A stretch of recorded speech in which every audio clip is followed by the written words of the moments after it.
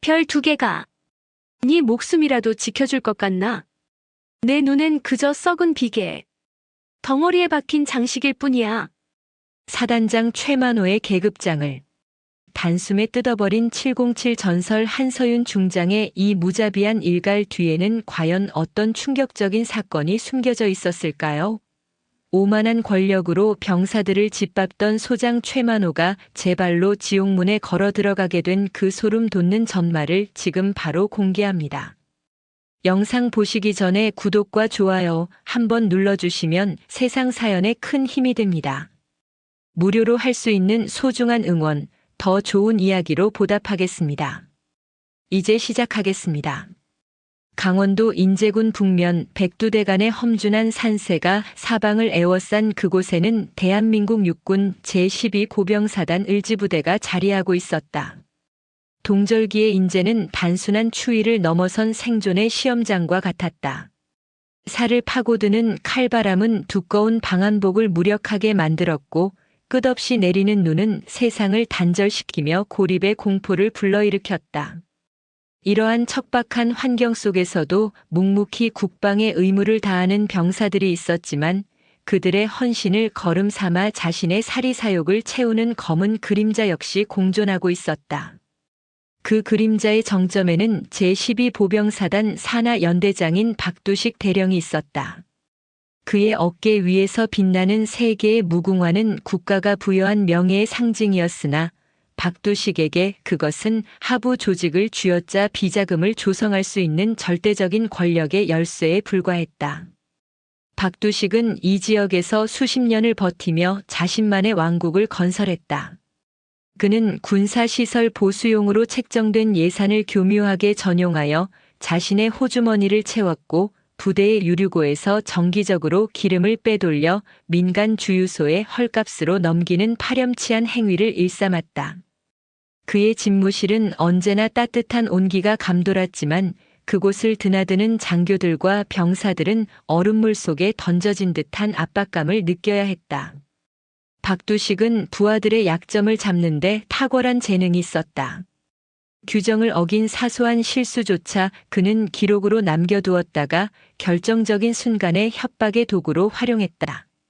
그에게 군대란 조국을 지키는 집단이 아니라 자신의 노후를 보장해줄 거대한 수익 모델에 지나지 않았다. 이러한 박두식의 폭정 아래 가장 큰 고통을 받는 것은 일선의 병사들이었다. 그 중에서도 전역을 불과 일주일 앞둔 이민호 병장의 사정은 절박했다. 이민호는 군 생활 내내 남들이 쉬는 시간에도 부업을 하거나 월급을 한 푼도 쓰지 않고 모았다. 그가 2년 가까운 시간 동안 모은 700만 원이라는 돈은 단순히 전역 후의 미천이 아니었다. 그것은 홀로 자신을 키우며 고생하다 암 선고를 받은 어머니의 수술비를 보태기 위한 절실한 희망이었다. 박두식 대령은 이민호 병장의 사정을 진작부터 파악하고 있었다. 그는 병사들의 신상 명세서를 훑어보며 누가 가장 뜯어먹기 좋은 먹잇감인지를 골라내는데 혈안이 되어 있었다. 이민호가 모은 큰 돈은 박두식의 탐욕스러운 시야에 정확히 포착되었다. 박두식은 이민호의 전역 날짜가 다가오자 본격적으로 움직이기 시작했다. 그는 이민호를 연대장실로 호출했다. 연대장실의 묵직한 문이 열리고 이민호 병장이 긴장한 기색으로 들어섰다. 박두식은 책상 위에 다리를 꼬고 앉아 차를 마시고 있었다. 그는 이민호를 쳐다보지도 않은 채 서류 한 장을 툭 던졌다. 그것은 이민호가 과거 작업 도중 사소하게 부품을 파손했던 경위서였다. 이미 징계를 받고 종결된 사안이었지만 박두식은 그것을 다시 꺼내들었다. 이민호 병장 전역이 일주일 남았더군. 어머니 수술비 마련하느라 고생이 많았다고 들었어. 그런데 말이야, 이 서류를 보니 자네가 국가 기물을 파손한 전력이 있더라고. 내가 다시 검토해보니 이게 단순 실수가 아니라 고의성이 다분해 보여. 이걸 군 검찰에 넘기면 자네 전역은 무기한 연기될 텐데 그럼 어머니는 누가 돌보나? 이민호의 얼굴에서 핏기가 가셨다. 그는 떨리는 목소리로 대답했다. 연대장님, 그 일은 이미 처리된 일입니다. 제발 부탁드립니다. 제 전역은 어머니의 생명과 직결되어 있습니다. 박두식은 비릿한 미소를 지으며 이민호에게 다가갔다. 그는 이민호의 어깨를 툭툭 치며 나직하게 속삭였다. 나도 자네 사정을 알아서 마음이 아파. 그래서 내가 제안을 하나 하려는 거야. 자네가 모은 그 돈 사실 국가 기물을 파손한 배상금으로 처리하면 내가 이 서류를 깨끗하게 태워줄 수 있어. 700만 원 정도면 자네의 자유와 전역을 사기에 아주 저렴한 금액 아닌가. 사회 나가서 돈이야 다시 벌면 되지만 감옥에 가면 어머니는 누가 보살피겠어? 이민호는 주먹을 꽉 쥐었다. 손톱이 손바닥을 파고들어 통증이 느껴졌지만 눈앞의 거대한 악 앞에서는 무력할 뿐이었다. 박두식은 이민호의 침묵을 긍정으로 받아들인 듯 책상 서랍에서 계좌번호가 적힌 쪽지를 건넸다. 내일 오전까지 이 계좌로 입금해. 그럼 자네는 예정대로 전역하고 어머니 곁으로 갈 수 있어. 하지만 만약 딴 생각을 한다면 자네 군 생활의 마지막은 아주 길어질 거야. 연대장실을 나온 이민호는 복도 끝 창밖으로 보이는 인제의 설산을 바라보았다. 세상은 하얗고 순결해 보였지만 자신이 발을 딛고 있는 이곳은 썩은 악취가 진동하는 시궁창이었다. 그는 마지막 수단으로 군 내부의 부조리 신고 시스템인 마음의 편지를 작성하기로 결심했다. 그는 밤을 새워 박두식 대령의 협박과 그동안 목격했던 유류 횡령 사실들을 상세히 적어 내려갔다. 다음 날 새벽 이민호는 아무도 없는 틈을 타 건의함에 편지를 넣었다. 규정대로라면 이 편지는 사단장에게 직접 전달되어야 했다. 하지만 을지부대의 시스템은 이미 박두식의 손아귀에 장악되어 있었다. 건의함을 수거하는 당번병은 박두식의 지시를 받는 신복이었고 모든 편지는 사단장실로 가기 전 연대장실을 먼저 거쳐야 했다. 그날 오후 박두식 대령은 집무실에서 이민호가 쓴 편지를 읽으며 광기 어린 웃음을 터뜨렸다. 그는 라이터를 켜 편지 모서리에 불을 붙였다. 불꽃은 순식간에 종이를 집어삼켰고 이민호의 마지막 희망은 재가 되어 사라졌다. 박두식은 재떨이에 남은 잔해를 지식이며 인터폰을 눌렀다. 이민호 병장, 지금 즉시 연대장실로 데려와. 정신교육이 좀 필요할 것 같군.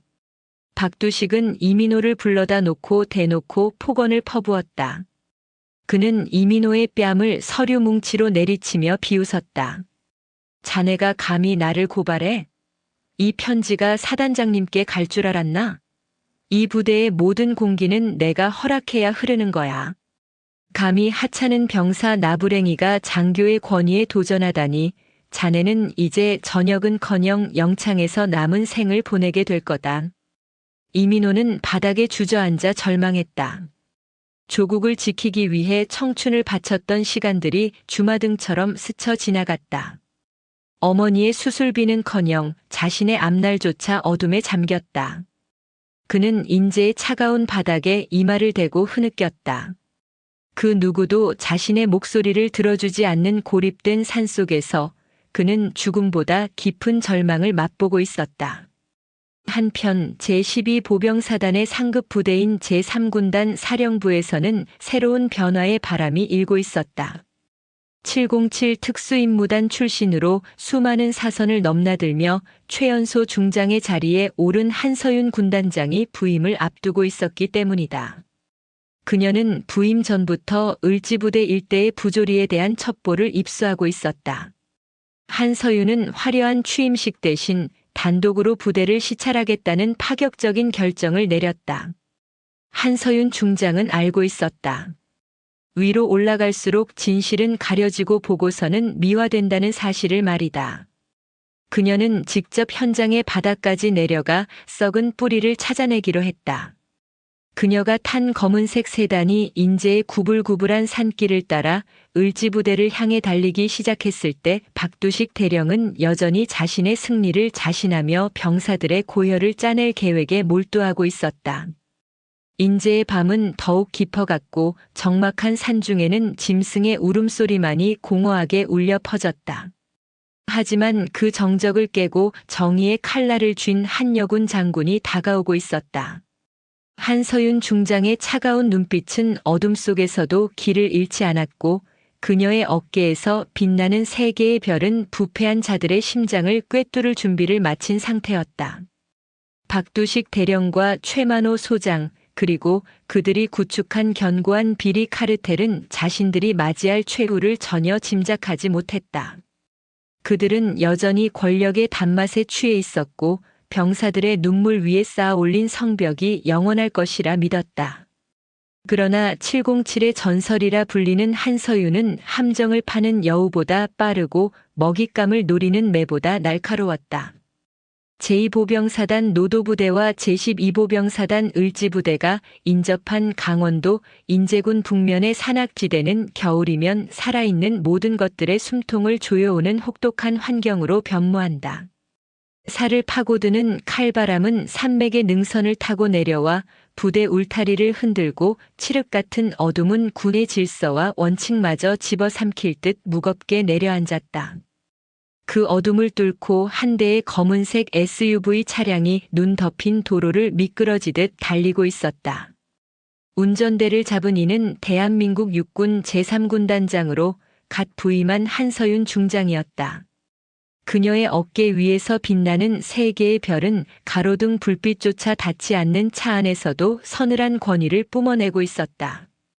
육군 사관학교를 졸업하고 707 특수임무단에서 잔뼈가 굵은 그녀는 대한민국군 역사상 최연소 중장이라는 타이틀을 거머쥐었으나 그 화려한 이면에는 수많은 사선을 넘나들며 다져진 냉철한 판단력과 불의를 참지 못하는 강직함이 자리하고 있었다. 한서윤 중장은 전방부대의 고질적인 부조리와 비리에 대한 첩보를 입수하고 공식적인 취임식도 거른 채 홀로 잠행에 나섰다. 그녀가 목표로 삼은 곳은 제12보병사단 산하의 연대장 박두식 대령이 통치하는 연대 본부였다. 박두식 대령은 인제 지역에서 오랫동안 근무하며 자신의 위치를 공고히 다져온 인물로 상급자인 사단장 최만호 소장과 결탁하여 군용 물자를 빼돌리고 사병들의 인권을 짓밟는 등 온갖 악행을 일삼고 있었다. 한서윤은 차를 부대 인근의 외진 숲속에 세워두고 전투복 상의를 단정히 고쳐 입었다. 707 특임대 시절 몸에 익힌 은밀 침투 기술은 장군이 된 지금도 녹슬지 않았다. 그녀는 야간 투시경을 점검하며 부대의 철책 너머를 응시했다. 부대 위병소는 느슨한 경계 태세를 보이고 있었다. 초소병들은 추위에 몸을 웅크린 채 졸음과 사투를 벌이고 있었고 간부들의 순찰 흔적은 어디에도 보이지 않았다. 한서윤 중장은 위병소를 통과하는 대신 부대 측면의 감시 사각지대를 이용해 내부로 진입했다.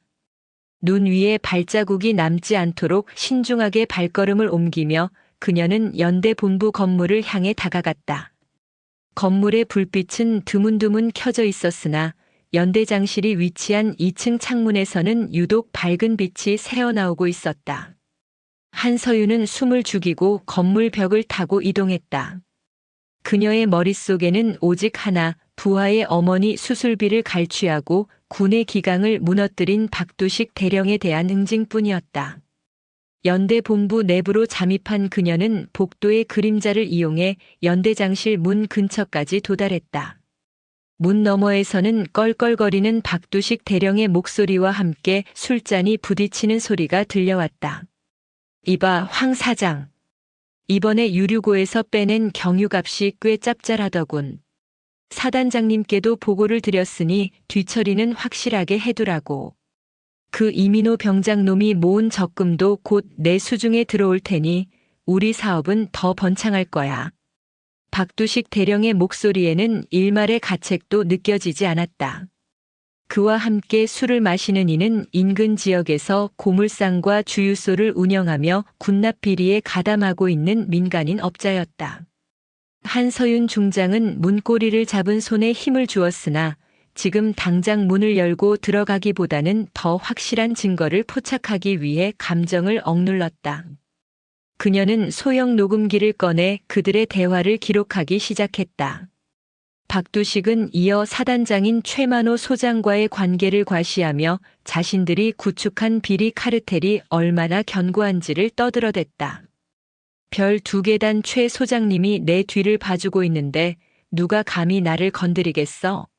이번에 새로 온다는 군단장인지 뭔지 하는 여자도 얼굴마담일 뿐이야. 707 출신이라고 떠들어봤자 군단 행정이 어디 특수부대 작전인 줄 아나 보지. 오자마자 회식비나 좀 챙겨주면 알아서 기게 되어 있어. 박두식의 오만한 발언에 한서윤 중장의 눈빛이 더욱 차갑게 가라앉았다.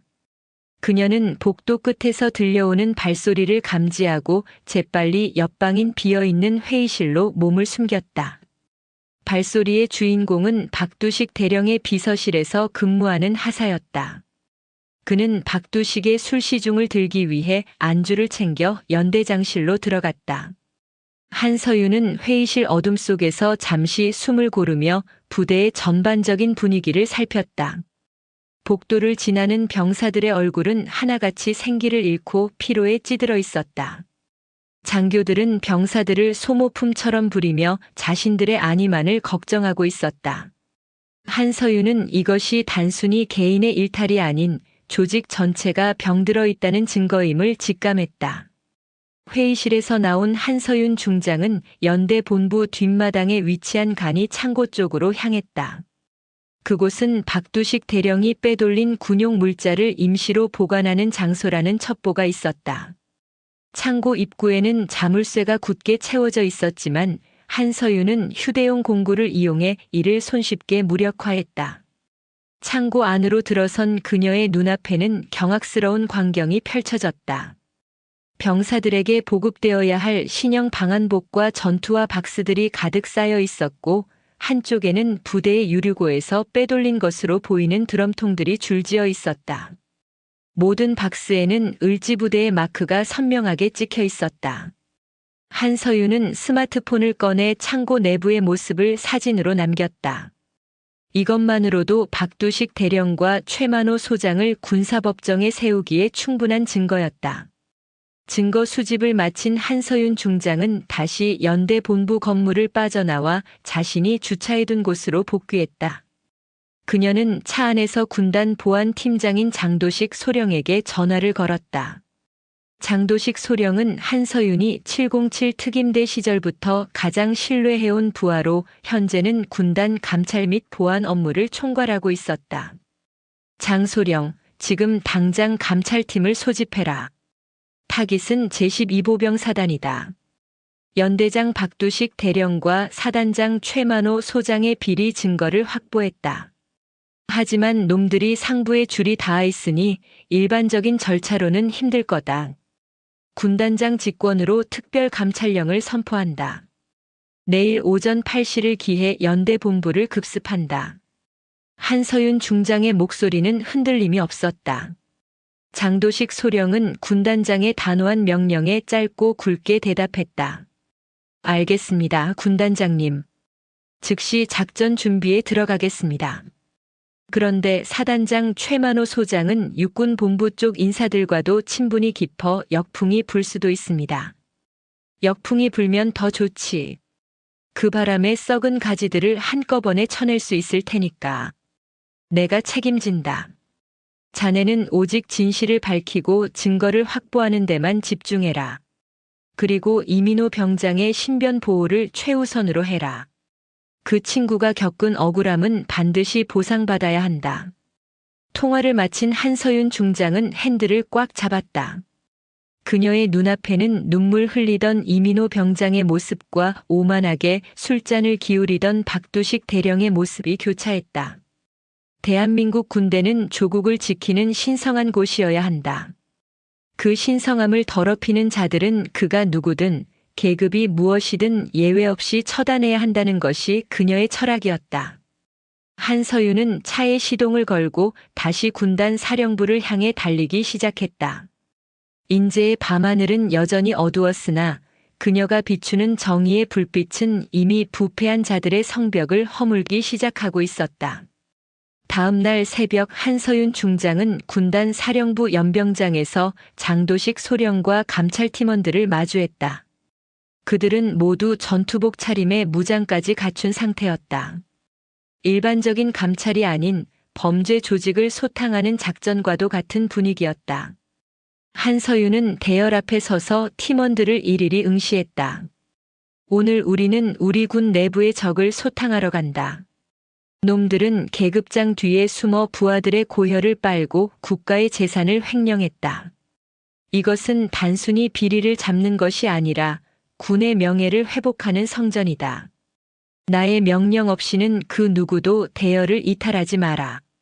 모든 책임은 나 군단장 한서윤이 진다. 출발해라. 감찰팀 차량 행렬은 인제 산길을 따라 제12보병사단 연대 본부로 향했다.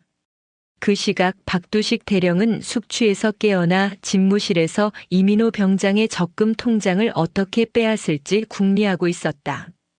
그는 창밖으로 보이는 안개 낀 연병장을 바라보며 여느 때와 다름없는 평온한 아침이라고 생각했다. 하지만 부대 정문을 통과해 무서운 속도로 달려오는 군단 사령부의 차량들을 발견한 순간 그의 표정은 경악으로 물들기 시작했다. 한서윤 중장은 차량이 연대 본부 현관 앞에 멈추기도 전에 문을 열고 내렸다. 그녀의 가슴에는 중장을 상징하는 세 개의 별이 아침 햇살을 받아 눈부시게 빛나고 있었다. 부대 장병들은 갑작스러운 군단장의 등장에 당황하여 거수 경례조차 제대로 하지 못한 채 얼어붙었다. 한서윤은 그들을 지나쳐 곧장 2층 연대장실로 성큼성큼 걸어 올라갔다. 복도에는 감찰팀원들이 배치되어 모든 사무실의 출입을 통제하기 시작했다. 박두식 대령은 허겁지겁 군복 상의를 걸치고 연대장실 문을 열고 나왔다. 그는 눈앞에 서 있는 한서윤 중장을 보고 믿을 수 없다는 듯 입을 벌렸다. 군단장님? 여긴 어찌 예고도 없이. 한서윤 중장은 대답 대신 박두식 대령의 가슴팍에 자신이 어젯밤 수집한 증거 사진들과 녹음기를 던졌다. 사진들이 복도 바닥에 흩뿌려졌고 녹음기에서는 박두식의 오만한 목소리가 흘러나왔다. 박두식 대령, 자네의 왕국은 여기까지다. 군용 물자 횡령, 부하 협박 및 갈취, 그리고 상관 모독 혐의로 이 시간부로 직위를 해제한다. 장소령, 이자를 긴급 체포해라. 한서윤의 서슬 퍼런 명령에 박두식 대령은 무릎을 꿇으며 변명을 늘어놓으려 했다. 하지만 장도식 소령을 비롯한 감찰팀원들은 자비 없이 그의 팔을 꺾어 수갑을 채웠다. 연대 본부 전체가 술렁이기 시작했다. 병사들은 창가로 몰려들어 평소 저승사자보다 무서웠던 연대장이 초라하게 끌려나가는 모습을 지켜보았다. 그들의 눈에는 통쾌함과 함께 사단 전체를 뒤덮고 있던 어둠이 걷히는 듯한 희망이 서리기 시작했다. 하지만 한서윤 중장은 알고 있었다. 이것은 시작일 뿐이라는 것을. 박두식 대령의 뒷배인 사단장 최만호 소장, 그리고 그 너머에 숨어있는 더 큰 세력들과의 전쟁이 이제 막막을 올렸음을 말이다. 그녀는 박두식이 끌려나간 연대장실 책상 앞에 섰다. 책상 위에는 여전히 이민호 병장의 신상 명세서가 놓여 있었다. 한서윤은 그 서류를 조용히 챙겨 품에 넣었다.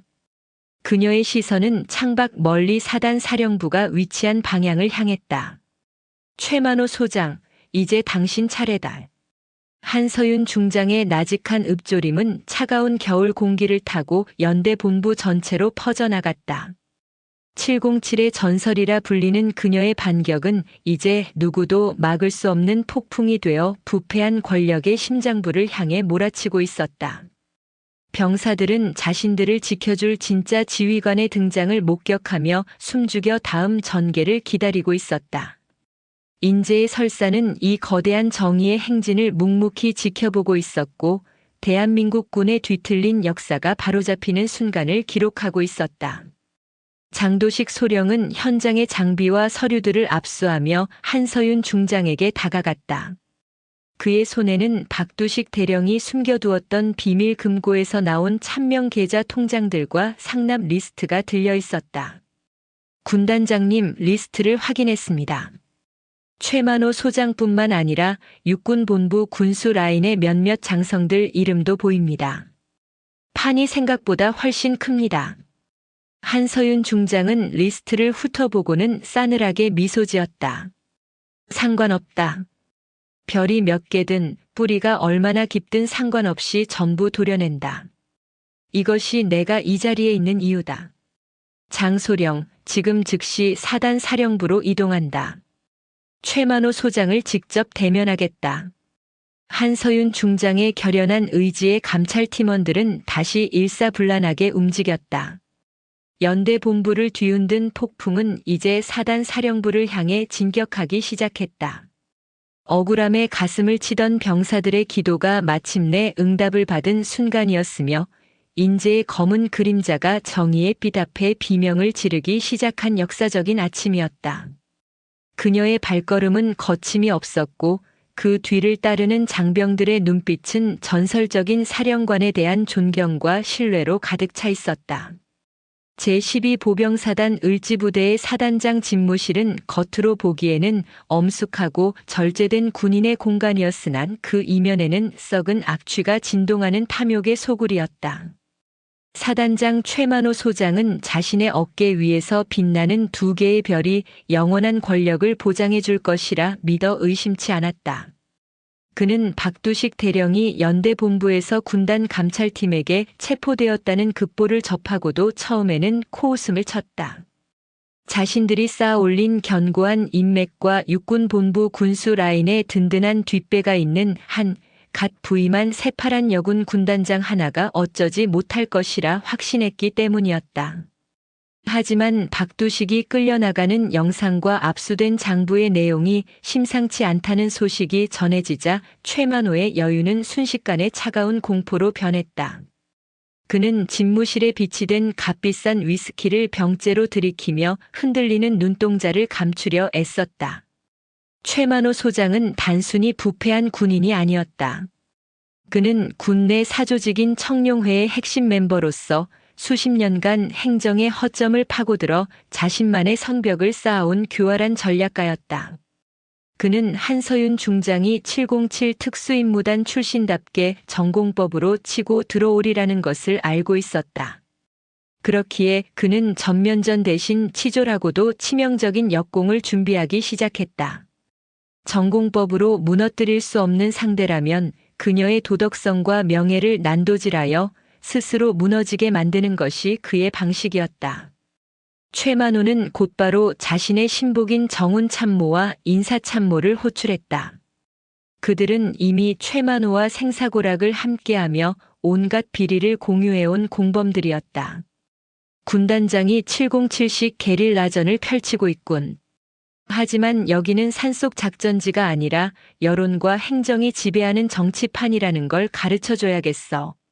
장 팀장, 자네가 관리하는 그 병사 있지? 관심병사로 분류되어 보호가 필요한 그 친구를 이번 작전의 주인공으로 세운다. 카메라 세팅은 완벽하게 해두었나? 최만호의 목소리는 낮고 음침했다. 그의 계획은 간단하면서도 악랄했다. 한서윤 중장이 사단 사령부를 방문했을 때 의도적으로 정신적 불안 증세를 보이는 병사를 그녀의 경로에 배치하여 충돌을 유도하는 것이었다. 그리고 그 과정에서 발생하는 아주 사소한 신체적 접촉이나 강압적인 언사를 극대화하여 편집한 뒤 이를 갑질 프레임으로 씌워 언론과 인터넷에 유포할 작정이었다. 요즘 같은 시대의 군 고위 장성이 병사에게 폭언이나 폭행을 가했다는 의혹은 진실 여부와 상관없이 그 지휘관의 목을 날려버릴 수 있는 핵폭탄과 같았다. 최만호 소장은 자신의 계획을 실행하기 위해 사단 사령부 내에 비어있는 중대장실을 상담실로 꾸몄다. 그리고 그곳에 평소 적응 장애를 앓고 있어 지휘관들의 골칫거리였던 이등병 하나를 앉혀두었다. 그 병사에게는 사단장이 시키는 대로만 하면 의병 제대를 시켜주겠다는 달콤한 유혹과 함께 만약 실패할 경우 평생 군 교도소에서 썩게 하겠다는 잔인한 협박이 동시에 가해졌다. 공포와 희망 사이에서 정신을 놓아버린 병사는 최만호가 건넨 대본을 달달 외우며 한서윤 중장이 나타나기만을 기다렸다. 다음 날 오전 한서윤 중장은 장도식 소령을 대동하고 제12보병사단 사령부에 도착했다. 그녀의 눈빛은 전날 연대본부에서 박두식 대령을 제압할 때보다 더욱 날카롭게 빛나고 있었다. 사단장 최만호 소장은 연병장까지 마중 나와 과장된 동작으로 거수 경례를 붙였다. 그의 얼굴에는 비굴할 정도로 친절한 미소가 걸려 있었지만 그 뒤에 숨겨진 동리는 이미 한서윤의 목덜미를 겨누고 있었다. 한서윤은 최만호의 경례를 대충 받아넘기며 곧장 본청 내부로 발을 들였다. 최 소장, 자네 연대장이 체포되는 동안 사단장은 무엇을 하고 있었나? 이중 장부에 자네 이름이 적혀 있는 걸 내가 모를 줄 알았나? 변명은 듣고 싶지 않다. 지금 당장 사단 전체 유류고와 보급 창고를 개방해라. 군단 감찰팀이 직접 전수 조사하겠다. 한서윤의 단호한 일갈에 최만호는 짐짓 억울하다는 표정을 지으며 몸을 낮췄다. 그는 한서윤을 자연스럽게 미리 준비해둔 상담실 근처로 안내했다. 군단장님, 모든 조사는 협조하겠습니다. 하지만 그 전에 꼭 해결해 주셔야 할 시급한 사안이 있습니다. 여기 한 병사가 군단장님께 직접 상담을 요청하며 자해 소동까지 벌이고 있습니다. 707 출신의 전설적인 영웅이신 군단장님께서 한마디만 해주시면 저 친구가 마음을 다잡을 수 있을 것 같습니다. 제발 부하의 생명을 구하는 셈치고 잠시만 시간을 내주십시오. 한서윤 중장은 최만호의 눈빛에서 일말의 불길함을 감지했으나 병사의 생명이 위험하다는 말에 발걸음을 옮길 수밖에 없었다. 그것이 지휘관으로서의 책임감이자 그녀가 평생 지켜온 군인 정신이었기 때문이다. 그녀가 중대장실 문을 열고 들어가자 구석에 웅크리고 앉아 벌벌 떨고 있는 이등병이 보였다. 한서윤은 장도식 소령을 문 밖에 대기시키고 홀로 병사에게 다가갔다. 병사는 그녀가 가까이 오자 갑자기 소리를 지르며 자신의 옷을 찢고 바닥에 머리를 찍기 시작했다. 한서윤은 당황하지 않고 병사의 자해를 막기 위해 그의 어깨를 붙잡고 진정시키려 했다. 그 순간 문이 벌컥 열리며 최만호 소장과 스마트폰 카메라를 든 정훈 장교가 들이닥쳤다. 병사는 기다렸다는 듯 비명을 지르며 바닥을 뒹굴었다. 사단장님 살려주세요. 군단장님이 제 상담을 들어주신다더니 갑자기 욕을 하고 저를 때렸습니다. 여자가 장군이 되면 다 이렇게 무서운 겁니까? 제발 살려주세요. 병사의 절규는 미리 짜인 각본대로 완벽하게 연출되었다. 정훈 장교가 들고 있는 카메라는 한서윤이 병사의 어깨를 억누르고 있는 장면과 찢어진 병사의 군복만을 악의적으로 클로즈업했다. 최만호 소장은 짐짓 경악한 표정으로 소리쳤다. 군단장님, 이게 무슨 짓입니까? 아무리 화가 나셔도 관심병사에게 손을 대시다니요. 이건 명백한 폭행이자 가혹행위입니다. 이 영상이 세상에 공개되면 대한민국 군의 명예가 어떻게 되겠습니까? 한서윤 중장은 상황을 단번에 파악했다. 자신의 어깨를 잡고 있던 손을 천천히 떼며 그녀는 비릿한 미소를 짓고 있는 최만호를 향해 시선을 돌렸다. 그녀의 눈빛은 당황하기는커녕 오히려 사냥감을 발견한 맹수처럼 서늘하게 가라앉아 있었다. 한서윤은 주머니에서 자신의 스마트폰을 꺼내 화면을 보여주었다. 그곳에는 이미 상담실에 들어오기 전부터 시작된 녹음기 기능이 활발하게 작동하고 있었다. 최 소장, 자네는 707 특임대원들이 작전지에 들어가기 전에 무엇을 가장 먼저 하는지 모르나 보군. 우리는 언제나 현장을 기록하고 증거를 남긴다. 병사가 자해를 시작할 때의 음성과 너희들이 문을 박차고 들어오며 내뱉은 그 어설픈 연기까지 이 안에 아주 선명하게 담겼어. 그리고 장소령 들어와라. 문 밖에서 대기하던 장도식 소령이 들어오며 손목시계 형태의 초소형 카메라를 가리켰다. 그는 한서윤이 상담실에 들어가기 직전 복도에서 안을 들여다볼 수 있는 틈을 통해 이미 내부 상황을 고화질로 촬영하고 있었다. 병사가 스스로 옷을 찢는 장면부터 최만호의 지시에 따라 비명을 지르는 과정까지 모든 진실이 렌즈에 담겨 있었다. 최만호의 얼굴이 순식간에 흑빛으로 변했다. 에이, 이건 법적 증거 효력이 없을 겁니다. 불법 촬영 아닙니까? 최만호가 악을 쓰며 반격하려 했지만 한서윤 중장은 차갑게 대답했다.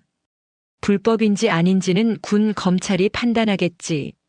하지만 확실한 건 자네가 방금 저지른 짓은 상관 모독이자 증거 조작 그리고 무고죄에 해당한다는 거야. 별 2개가 아까워지는 순간이군. 최 소장, 자네가 보낸 그 조작된 영상 지금 당장 유튜버들에게 보내려고 준비 중이었지? 그 버튼을 누르는 순간 자네는 군인이 아니라 추잡한 범죄자로 역사에 기록될 거다. 한서윤은 쓰러져 있는 병사에게 다가갔다. 공포에 질려 눈물을 흘리는 병사의 눈을 정면으로 응시하며 그녀는 나직하게 말했다. 너를 용서하는 건 아니다.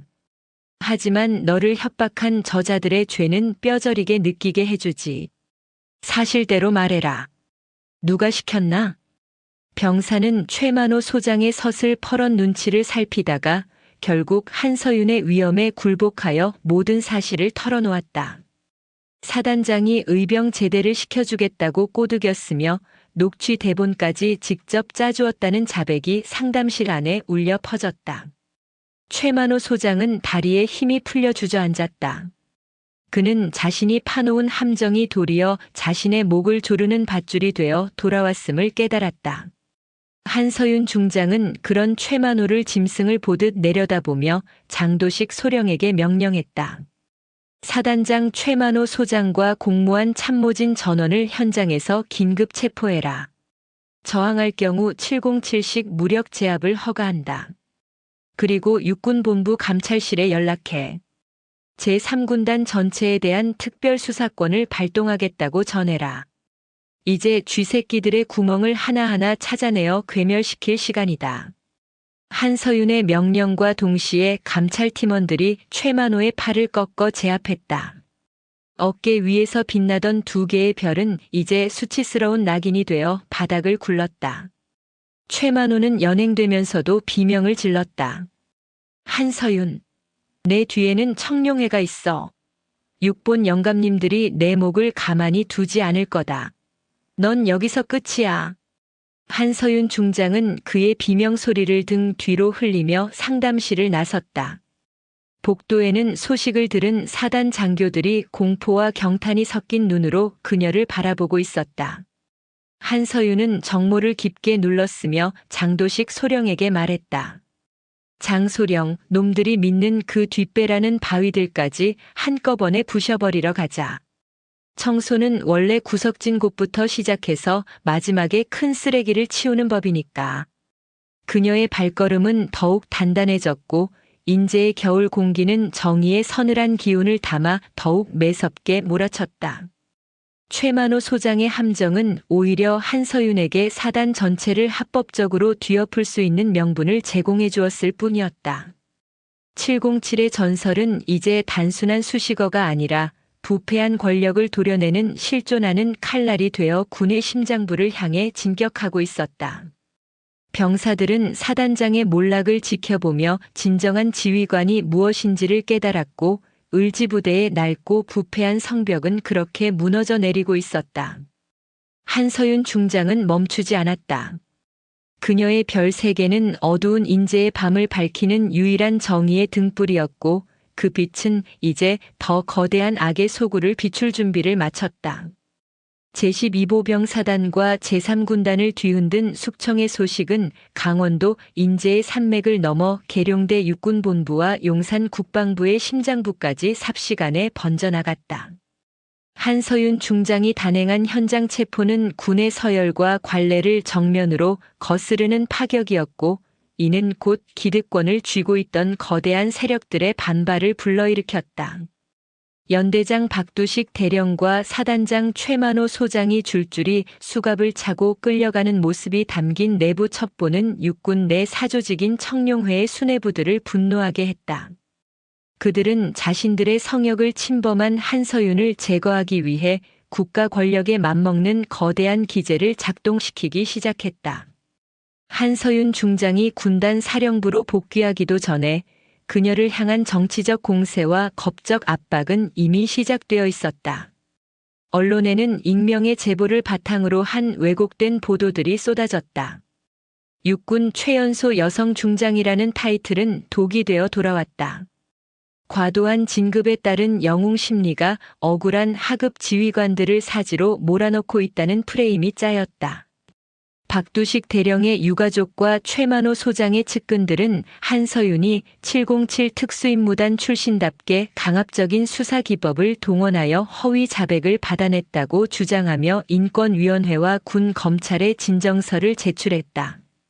한서윤 중장은 군단 사령부 집무실에 앉아 자신을 향해 조여오는 포위망을 실시간으로 지켜보았다. 하지만 그녀의 눈빛은 당황하기는커녕 오히려 목표물을 포착한 저격수처럼 더욱 선명해졌다. 그녀의 앞에는 장도식 소령이 굳건한 표정으로 서 있었다. 장 소령은 박두식 대령의 비밀 금고에서 확보한 서류들을 디지털화하여 분석한 결과물을 태블릿 PC에 띄웠다. 그것은 단순히 돈을 주고받은 내역이 아니었다. 지난 10수년간 인제 지역 부대들을 거쳐간 장성들과 대령급 간부들이 얽히고 설킨 거대한 뇌물 카르텔, 즉 청룡회의 자금 세탁 지도가 그 모습을 드러내고 있었다. 군단장님, 육군본부 감찰실에서 지시가 내려왔습니다. 내일 오전 10시까지 계룡대로 출석하여 이번 사건에 대한 소명 절차를 밟으라고 합니다. 사실상 징계위원회의 전 단계이며 직무정지 명령이 병행될 가능성이 큽니다. 놈들이 판을 아주 크게 짰습니다. 장도식 소령의 보고에도 한서윤 중장은 미동조차 하지 않았다. 그녀는 어깨 위에 달린 3개의 은색별을 만지작거리며 창밖에 눈 덮인 연병장을 응시했다. 놈들이 두려워하고 있다는 증거지. 장소령, 우리가 확보한 이 이중 장부에는 육군본부 핵심 보직자들의 이름이 가득해. 특히 이번 징계위원회를 주관할 위원장인 김철수 대장도 포함되어 있나? 네, 그렇습니다. 김 대장은 청룡회의 실질적인 수장으로 알려져 있습니다. 그의 이름 옆에는 골프 접대와 현금 상납 내역이 아주 구체적으로 적혀 있습니다. 하지만 이것만으로는 부족합니다. 놈들은 이것이 조작된 문서라고 우길 것이 분명합니다. 디지털 원본, 즉 놈들이 자금을 세탁할 때 사용했던 서버의 로그 기록이 필요합니다. 한서윤 중장은 자리에서 일어나 전투복 상의를 고쳐 입었다. 그녀의 입가에 차가운 미소가 걸렸다. 그 서버가 어디에 있는지 우리는 이미 알고 있지. 인제군 남면 외곽에 있는 황 사장의 고물상 지하. 그곳이 놈들의 데이터 센터야. 박두식 대령이 술김에 떠들었던 그 장소 말이야. 장소령, 지금 당장 707 예비역 팀원들에게 연락해. 군단 보안팀의 공식적인 움직임은 놈들이 감시하고 있을 테니 우리는 민간 군사기업의 방식을 빌려 게릴라전을 수행한다. 오늘 밤 그 서버를 통째로 뜯어온다. 대한민국 육군 중장이 직접 현장 작전에 뛰어든다는 것은 상상조차 할 수 없는 일이었지만 한서윤에게는 그것이 가장 확실하고 빠른 방법이었다. 그녀는 자신의 지위와 계급을 내려놓고 다시 한번 특수전 요원의 심장으로 돌아갔다. 그날 밤 인제의 험준한 고갯길을 넘어 외진 고물상에 도착한 한서윤과 예비역 대원들은 유령처럼 현장에 침투했다. 그곳은 겉으로 보기엔 허름한 고물상이었지만 지하로 내려가자 최신식 보안 장비가 갖춰진 서버실이 나타났다. 한서윤은 직접 해킹 장비를 연결하여 데이터 추출을 지휘했다. 놈들이 증거를 인멸하기 위해 설치한 원격 삭제 장치를 무력화하는데 성공한 순간 수천억 원대에 달하는 군납 비리와 자금 세탁의 실체가 그녀의 손안에 담겼다. 다음 날 오전 10시 충남 계룡대 육군본부 대회의실. 무거운 정적이 흐르는 가운데 한서윤 중장이 당당한 걸음으로 들어섰다. 회의실 정면에는 4개의 별을 단 육군 참모차장 김철수 대장이 좌정하고 있었고 그 옆으로는 3개의 별을 단 중장들이 위원 자격으로 배석해 있었다. 그들은 한결같이 서슬 퍼런 눈빛으로 한서윤을 압박했다. 한서윤 중장, 귀관은 제12보병사단 사단장과 연대장을 적법한 절차 없이 체포하고 군의 위계 질서를 문란하게 했다는 혐의를 받고 있다. 또한 직권을 남용하여 하급자들을 협박했다는 제보가 잇따르고 있어. 이에 본 위원회는 귀관의 군단장직을 박탈하고 사법 처리를 논의하고자 한다. 할 말이 있나? 김철수 대장의 목소리는 위압적이었고 이미 결론을 내린 듯한 고압적인 태도였다. 장내에 있던 모든 장성들이 한서윤을 죄인 취급하며 비웃고 있었다. 하지만 한서윤 중장은 정모를 벗어 탁자 위에 올려놓으며 천천히 입을 열었다. 그녀의 목소리는 낮았지만 회의실 전체를 압도하는 위엄이 서려 있었다. 위원장님 그리고 위원 여러분. 저는 오늘 저의 직무에 대한 소명을 하러 온 것이 아닙니다. 대한민국 육군의 암적인 존재들, 즉 청룡회라는 이름 뒤에 숨어 국가의 안보를 팔아먹은 범죄자들을 고발하러 왔습니다. 자네들이 말하는 그 적법한 절차라는 것이 비리를 덮고 입을 맞추기 위한 시간을 버는 행위라면 저는 거부합니다. 회의실이 술렁이기 시작했다. 김철수 대장이 안면 근육을 파르르 떨며 소리쳤다. 어디서 감히 망발인가? 증거도 없이 상관들을 모독하다니. 지금 즉시 헌병을 불러 이자를 연행하라. 증거를 찾으십니까? 한서윤 중장이 손짓하자 회의실 벽면에 대형 스크린이 켜졌다. 화면에는 어젯밤 확보한 디지털 장부와 로그 기록이 쏟아져 내렸다. 그곳에는 징계위원석에 앉아있는 장성들의 실명과 계좌번호, 그리고 그들이 받은 뇌물의 액수가 선명하게 박혀 있었다. 특히 김철수 대장의 이름 옆에는 인제군 유류고 횡령 수익금의 30%가 정기적으로 상납된 기록이 붉은색으로 강조되어 있었다. 이것은 인제군 남면 지하 서버에서 추출한 원본 데이터입니다. 삭제된 기록까지 모두 복구했습니다. 위원장님, 이 계좌들이 본인의 것이 아니라고 부정하시겠습니까? 아니면 여기 배석한 위원들께서 각자 받은 돈의 출처를 이 자리에서 밝혀보시겠습니까? 순식간에 공수가 교대되었다. 조금 전까지 당당하게 호령하던 장성들의 얼굴이 백지장처럼 하얗게 질렸다. 김철수 대장은 입을 뻐끔거리며 아무런 말도 하지 못했고 옆에 있던 중장들은 시선을 피하기에 급급했다. 한서윤 중장은 한 걸음 더 다가갔다. 당신들이 병사들에게는 애국과 헌신을 강요하면서 뒤에서는 그들의 목숨값인 유류비와 급식비를 가로챘을 때 이미 당신들의 별은 그 빛을 잃었습니다. 저는 오늘 이 자리에 군단장 자격이 아니라 대한민국 군대의 명예를 지키고자 하는 한 명의 요원으로서 섰습니다. 국방부 검찰단과 중앙수사단이 이미 이 건물의 출입구를 봉쇄했습니다. 자수하여 광명을 찾으라는 말은 하지 않겠습니다. 당신들은 그럴 자격조차 없으니까요. 회의실 문이 벌컥 열리며 무장한 헌병들과 국방부 수사관들이 들이닥쳤다. 한서윤 중장이 부임 전부터 긴밀하게 소통해왔던 강직한 검찰관들이었다. 김철수 대장을 비롯한 청룡회의 수뇌부들은 현장에서 긴급 체포되었다. 그들의 손목에 수갑이 채워질 때마다 굳게 닫혀있던 군의 부패한 성벽이 무너져 내리는 소리가 들리는 듯 했다. 한서윤 중장은 연행되는 그들을 차가운 시선으로 지켜보며 탁자 위에 놓아두었던 정모를 다시 썼다. 세 개의 별은 그 어느 때보다 찬란하게 빛나고 있었다. 장도식 소령이 다가와 경례를 붙였다. 군단장님, 육군본부의 청소는 끝났습니다. 이제 을지부대로 돌아가 마무리를 지을 시간입니다. 그래, 돌아가자. 우리 병사들이 기다리고 있다. 한서윤 중장은 승리의 도취감에 젖지 않았다. 그녀는 알고 있었다. 이 부패의 뿌리는 예상보다 깊고 이제 겨우 기둥 하나를 베어냈을 뿐이라는 사실을 말이다. 하지만 그녀는 두렵지 않았다.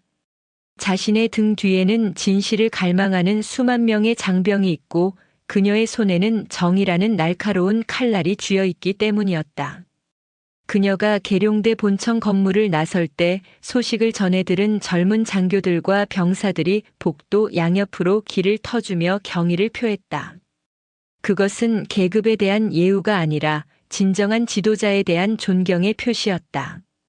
한서윤 중장의 검은색 세단이 다시 강원도 인제의 산맥을 향해 달리기 시작했다. 그녀의 행보는 이제 단순한 수사를 넘어선 거대한 개혁의 파도가 되어 대한민국 군 전체를 뒤흔들고 있었다. 강원도 인제군의 험준한 산령을 타고 흐르는 바람은 여전히 차가웠으나 그 속의 서린 기운은 이전과 확연히 달랐다.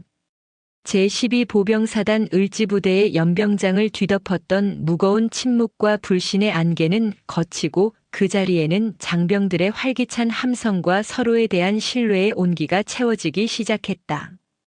육군본부를 뒤흔든 대규모 숙청 작업이 일단락된 후 한서윤 중장은 다시 인제의 제3군단 사령부로 복귀했다.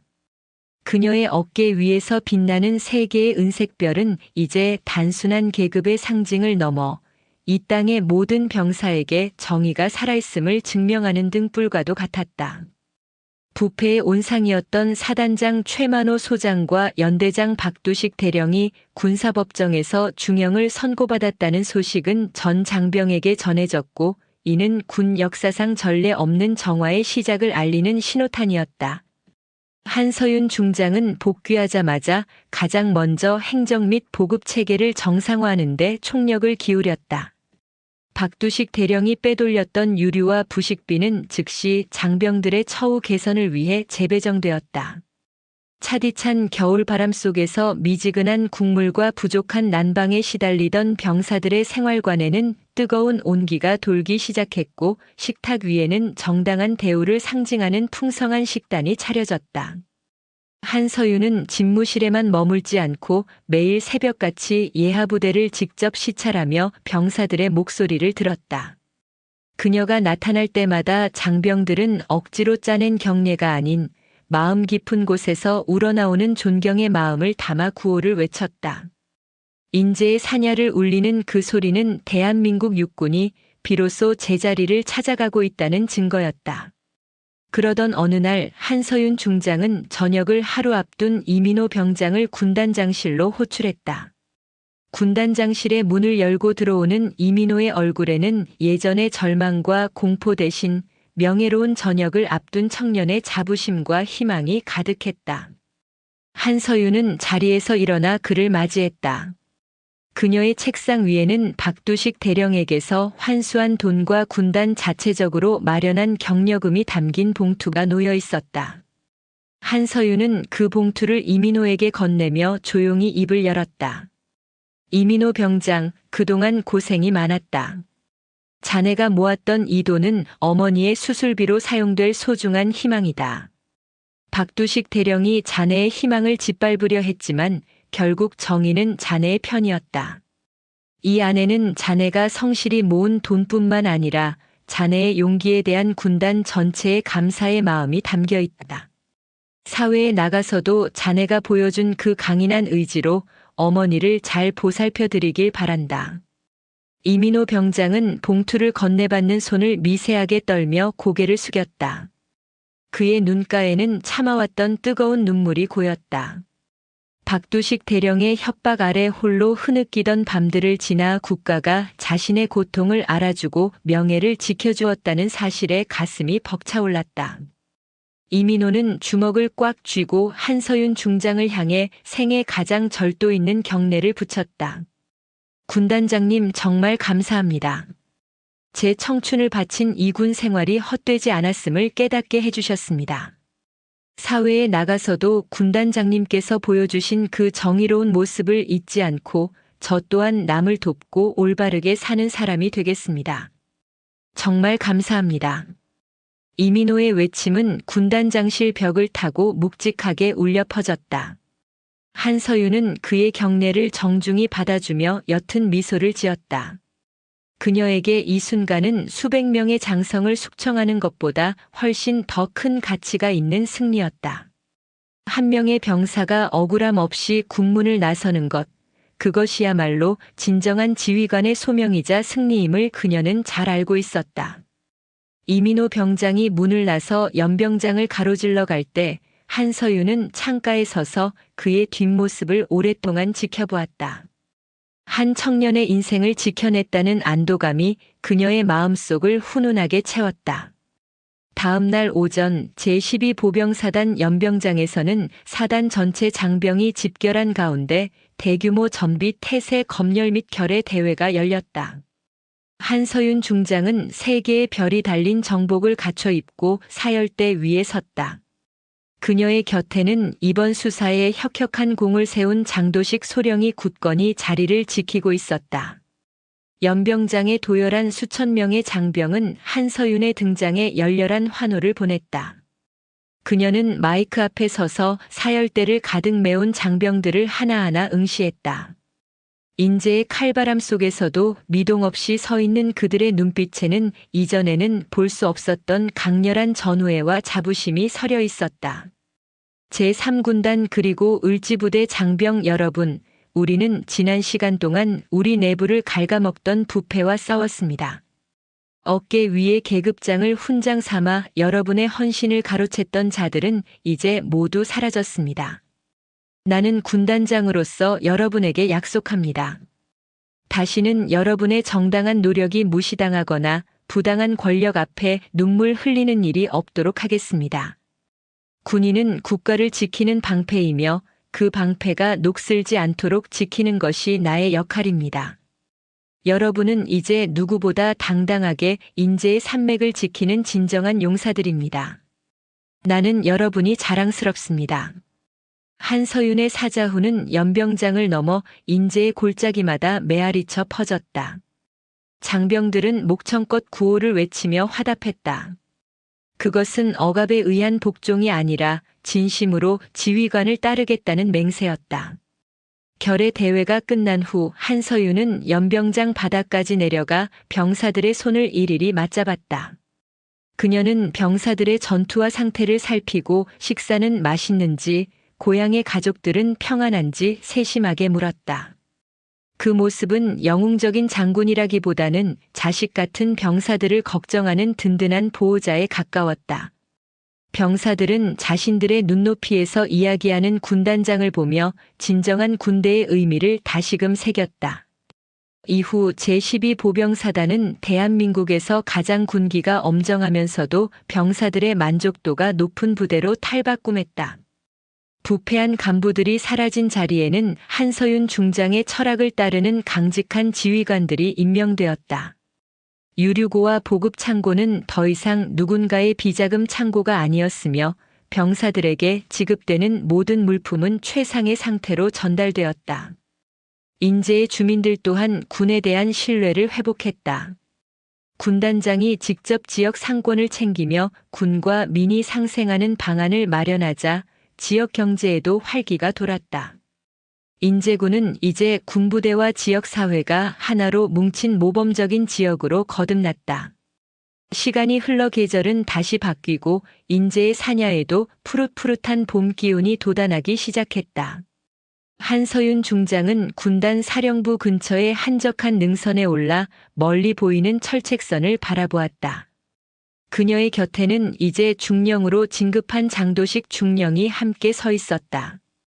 장중령은 한서윤에게 보고서를 건네며 조용히 말했다. 군단장님, 이번 국방부 검토 결과 우리 군단이 전군에서 사고 발생률 최저, 전투력 측정 최고 점수를 기록했습니다. 그리고 이민호 군에게서 편지가 왔습니다. 어머니 수술은 성공적으로 끝났고 본인도 대학 복학 후 장학생으로 선발되었다고 합니다.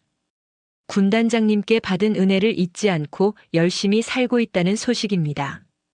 한서윤은 편지 내용을 전해 듣고 잔잔한 미소를 지었다.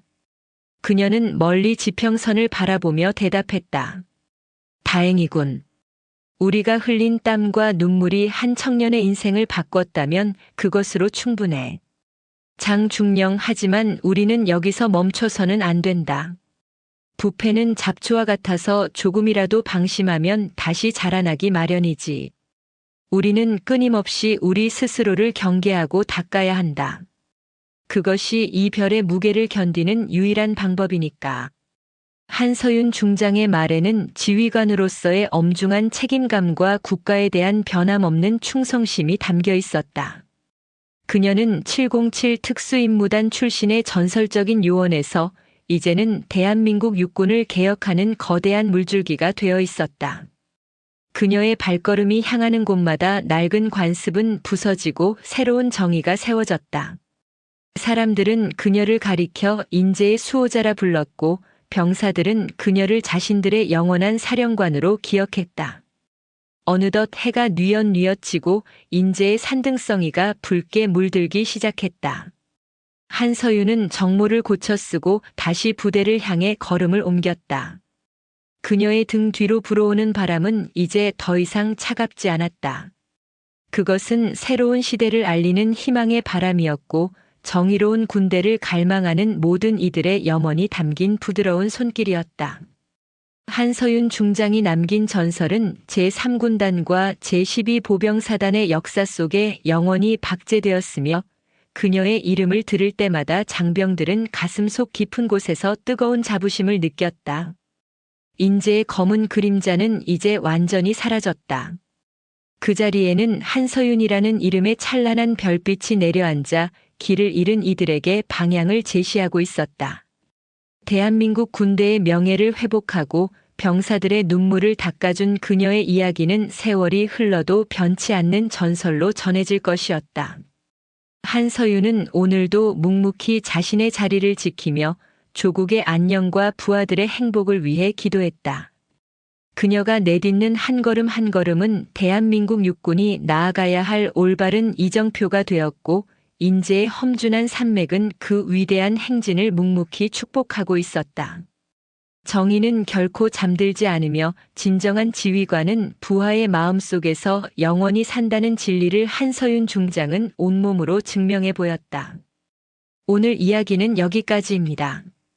인재의 혹독한 추위가 결국 봄볕에 녹아내리듯 우리 삶의 시련도 진실과 용기 앞에서는 길을 터주기 마련입니다. 가장 어두운 밤일수록 별이 밝게 빛나듯 당신의 올곧은 마음이 누군가에게는 구원의 빛이 됨을 잊지 마세요.